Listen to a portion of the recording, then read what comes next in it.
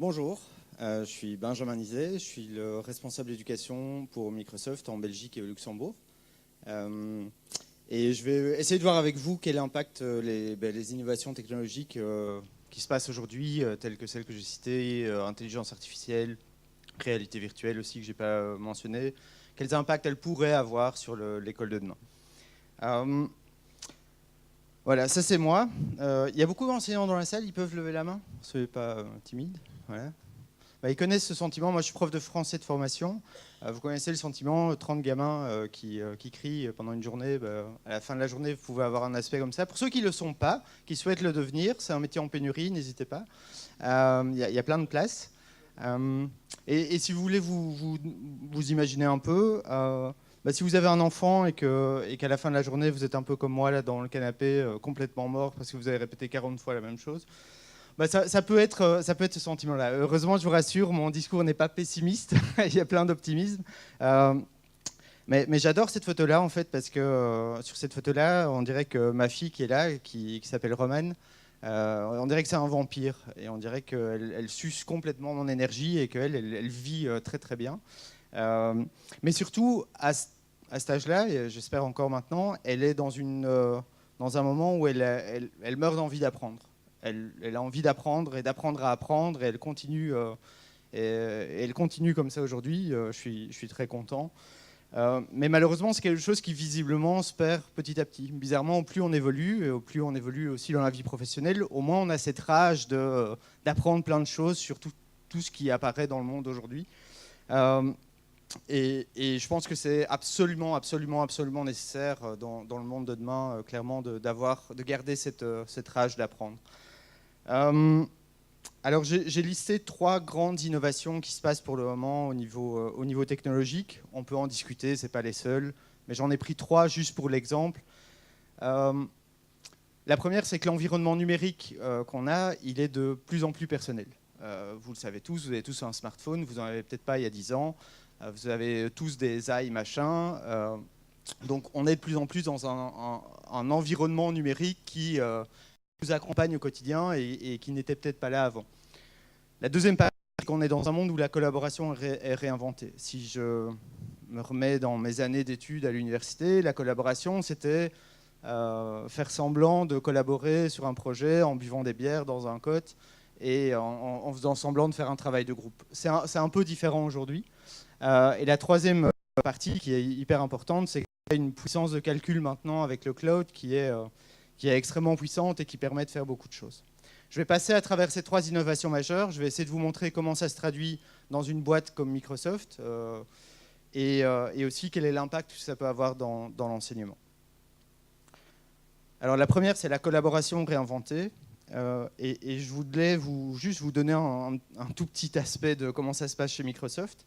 Finalement, les gens qui bossent chez Microsoft, trimestriellement, leur demandent cette question-là. Comment est-ce que tu as contribué au succès des autres ? C'est une question qui, a priori, ça fait 13 ans que je suis chez Microsoft, ne se passait pas. On demandait quels étaient mes succès, comment j'avais été le plus fort, le meilleur, etc. Maintenant, systématiquement, ce n'est pas cette question-là qu'on demande, on demande comment j'ai contribué au succès des autres. Vous voyez le changement de paradigme intéressant et hyper important. Et c'est clairement ça que des boîtes comme Microsoft, Google, Amazon ou la plupart des nouvelles sociétés cherchent. C'est des profils qui vont directement se rendre compte que le monde est un réseau et que c'est ce réseau-là qu'il faut activer. Aujourd'hui, vous le savez, vous êtes sur Facebook ou sur Twitter, vous envoyez des messages, des mails, toute une série de choses, et on se connecte comme ça à toute une série de plateformes. Donc la collaboration se fait à tout niveau, c'est un réflexe humain, et c'est quelque chose qui a juste été plateformisé par des acteurs comme Facebook, Twitter ou autres.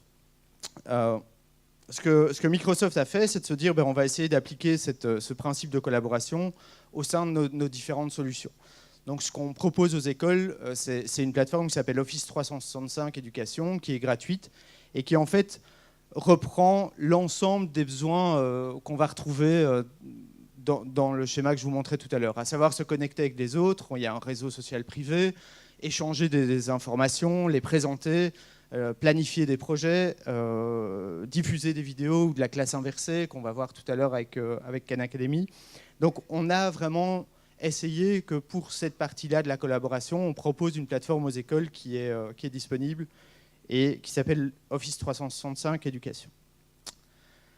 Le deuxième point que je veux aborder avec vous, après avoir abordé la question de la collaboration, c'est la question du cloud. Et je vous ai mis de nouveau mon petit témoignage d'employé Microsoft, mais une des questions qu'on nous pose, on ne nous en pose pas 40 000, hein, je vous rassure, on nous en pose juste 4-5. Cette question-là, c'est quelles sont tes prochaines actions pour te développer et pour apprendre? C'est marrant de se dire ça. Bon, a priori, je suis le meilleur, je connais tout, donc voilà, je suis le meilleur employé du mois. On n'est plus du tout dans ce paradigme-là. On est dans un paradigme où le monde change à toute vitesse, où les connaissances évoluent énormément, où on parle maintenant d'intelligence artificielle à la RTB au journal, alors qu'il y a 3 ans, on en aurait parlé, on serait dit c'est science-fiction, science-fiction. Et donc, comment est-ce qu'on fait pour utiliser ça dans sa classe? Alors, l'intelligence artificielle, c'est un très très long débat. Certains savent ici, ceux qui me connaissent, que c'est un sujet qui me passionne absolument, parce que je pense que les possibilités sont infinies. L'intelligence artificielle, pour résumer, pour ceux qui ne maîtrisent pas ou qui ne sont pas dans la technologie vraiment, c'est la combinaison de 3 facteurs. Le premier facteur, c'est un amoncellement de données très conséquent. Le deuxième facteur, c'est la possibilité de traiter ces données-là avec une puissance de calcul énorme, le cloud computing. Et la troisième partie, c'est de la machine learning, c'est-à-dire que la machine peut apprendre d'elle-même, de ses erreurs, etc. Et quand on combine les 3, on arrive à une intelligence artificielle qui permet de produire des résultats. Alors, ce que nous, Microsoft, on essaie de faire, c'est de ne pas opposer forcément intelligence humaine, intelligence artificielle, mais c'est de faire une intelligence augmentée. Je vais vous expliquer ça très concrètement avec un cas scolaire. Voilà, si on a 2 élèves devant soi, on peut se dire lequel de ces 2 enfants-là risque un échec scolaire. Alors ce qu'on fait systématiquement dans une école, on va regarder les points, voir si ces points sont bons, s'ils ne sont pas bons. On va éventuellement combiner ça avec d'autres éléments, des choses qu'on a entendues, du PMS, etc. Et on va essayer de définir une sorte de résultat ou de diagnostic et d'aider l'élève un maximum. Mais vous remarquez qu'on est déjà loin dans le processus, c'est-à-dire qu'on se base déjà sur ses échecs pour dire qu'il va décrocher. Donc on est peut-être déjà un peu trop loin. Et puis il y a une série de facteurs qui sont possibles et qui peuvent être utilisés. Est-ce qu'il a une forme de résilience? Quelle est sa participation en classe? Est-ce que l'élève A se comporte mieux que l'élève B? Est-ce qu'il participe à tous les cours? Est-ce qu'il est présent? Etc., etc., etc. Alors ce qui est en train de se mettre en place, c'est assez intéressant, c'est qu'avec 2 élèves, à la limite, c'est encore assez simple. Ce qui devient beaucoup plus intéressant, c'est quand on commence à faire ces analyses sur plusieurs dizaines, plusieurs centaines, plusieurs milliers d'élèves. Parce qu'alors, on arrive à dégager des modèles de prédiction de ces élèves vont systématiquement échouer, et donc autant mettre en place toutes les mesures pour les aider avant qu'ils n'échouent, plutôt que de se rendre compte que, je ne connais pas les statistiques en tête, mais qu'un élève sur 2 en supérieur rate sa première année. Ce serait quand même dommage. Si on a toutes ces mesures-là et si on peut les analyser, on peut dégager des similitudes entre différents éléments. On peut se rendre compte que tous les élèves qui ont été dans telle classe ont peut-être une lacune ensuite en maths parce qu'il y a une différence de niveau entre les 2 profs. Et donc travailler à cette différence de niveau. Donc tout ça, c'est possible si on analyse une série de données et si on fait des prédictions là-dessus. Alors un autre usage de ceci, c'est ces 3 petites applications. Je vais en parler très rapidement. La première à gauche, c'est une application qui permet qui s'appelle Office Lens, et la seconde, c'est Seeing AI. C'est une application qu'on a développée pour les aveugles, alors qui n'existe pour l'instant que sur iPhone, et qui permet en fait de décrire le monde. Donc c'est Seeing, la vue, intelligence artificielle, AI, et en gros, ça permet avec simplement un téléphone d'avoir une vue sur le monde, de se rendre compte que là, je suis en face de 150 personnes, disons, comme c'est filmé, ou 2000, de voir que ces personnes rient, d'identifier certaines personnes, donc de reconnaître Sébastien que la prochaine fois que je le croise, de ne pas me faire flouer parce qu'on me donne un billet de Monopoly et de bien me rendre compte que ce n'est pas un billet de 20 € et d'identifier que c'est un billet de 20 €, d'identifier des codes barres. Enfin, vraiment, c'est essayer de donner la vue. Tout ça, c'est possible parce qu'il y a une intelligence artificielle derrière qui permet de donner des yeux d'une certaine manière aux aveugles. On a un autre outil qui s'appelle Translator qui est très fun à utiliser et qui permet en fait de casser la barrière de la langue. Donc en gros, j'étais au Kenya pour une mission en janvier. Je ne sais pas parler le Kiswahili, en tout cas pas couramment, et toujours pas maintenant. Je devais demander un ticket de train pour aller de Mombasa à Nairobi. Ce genre de choses peut être fait en direct maintenant avec le pouvoir de ce que vous avez dans votre poche, tous un smartphone et un peu de cloud computing derrière. Ce genre de transformation, c'est hyper intéressant parce que ça va ensuite se traduire dans des produits grand public comme Skype par exemple. Donc maintenant, vous pouvez avoir une conversation avec un expert qui serait en Chine, qui serait le spécialiste de X, Y, Z, et avoir une conversation avec lui dans votre langue et lui dans sa langue. Juste pour votre information, on a dépassé le niveau de reconnaissance de l'oreille humaine. Donc c'était un peu une petite bataille entre les différents grands géants, IBM, Google, Microsoft, pour voir qui allait dépasser le niveau de reconnaissance de l'oreille humaine. Bon, c'est Microsoft, évidemment, qui l'a eu. Mais ne vous inquiétez pas, c'est une compétition entre tout le monde, c'est très intéressant. Par contre, ce que ça veut dire, c'est que ça enlève déjà une première barrière. Le problème de la traduction automatique, pour ceux qui ne le savent pas, c'est qu'il y a deux problèmes. C'est le problème de la reconnaissance de la langue, initialement, et ensuite, il y a encore le problème du contexte et de la traduction. Donc, c'est deux choses qui, il y a 10-15 ans, ont fait des résultats extrêmement drôles. Le truc, c'est que maintenant, avec le nombre de data qui sont disponibles, on arrive à avoir des niveaux de traduction qui sont extrêmement intéressants. Alors vous allez me dire, ouais, mais bon, c'est quoi l'impact concrètement de tout ça pour un prof? Moi, je me poserais beaucoup de questions. Je suis prof de français à la base, mais un prof de langue, c'est sur quoi est-ce qu'on se concentre? Est-ce qu'on se concentre sur le fait de pouvoir traduire anticonstitutionnellement en allemand ou en néerlandais ou en anglais, ou est-ce qu'on se base sur là où l'intelligence artificielle est encore assez mauvaise? C'est-à-dire la compréhension du contexte, la compréhension de l'empathie, la compréhension de toute une série de choses qui, pour l'instant, ne sont pas encore là. Ma réponse, vous la devinez sans doute, c'est de se concentrer justement là où l'intelligence artificielle et là où le cloud computing est pour l'instant encore assez mauvais. Alors après avoir vu la collaboration réinventée et le cloud au niveau de la puissance de calcul, le troisième point, c'est l'environnement numérique qui est plus personnel. Alors comment est-ce que ça peut se traduire concrètement dans l'enseignement? On a avec Microsoft développé tout ce qui est réalité augmentée, notamment. Il y a Facebook, il y a tous les grands acteurs. Je dis les exemples de Microsoft, mais tous les grands acteurs sont actifs sur ce terrain-là. C'est-à-dire de comment est-ce qu'on peut augmenter la réalité avec des informations. Donc typiquement, est-ce qu'on peut faire une opération et finalement aider le chirurgien avec des informations hyper précises qui seraient augmentées sur la vision qu'il a initialement. Donc c'est des solutions qui existent là maintenant, qu'on est en train de développer clairement au niveau industriel. Donc si vous devez former des employés, par exemple, chez Boeing, sur comment est-ce qu'on répare un réacteur, c'est chaud, quoi.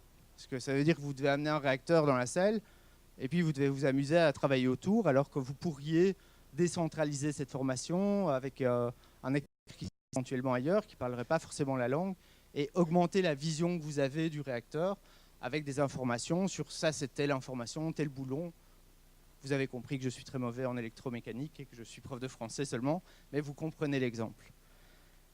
Alors l'autre impact de ceci, au niveau d'un environnement qui est plus personnel, c'est une action qu'on a fait avec code.org, que Céline connaît bien, et probablement elle en parlera mieux que moi.